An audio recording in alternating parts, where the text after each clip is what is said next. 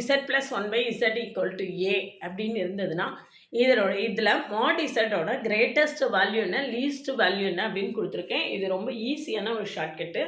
இந்த ஃபார்முலாவை நம்ம தெரிஞ்சு வச்சிட்டோன்னா ப்ராப்ளம் பார்த்த உடனே நம்ம இமீடியட்டாக ஆன்சர் எழுதிடலாம். கிரேட்டஸ்ட் வேல்யூ வந்து a plus root of a square minus 4, least value வந்து minus a plus root of a square minus 4 by 2.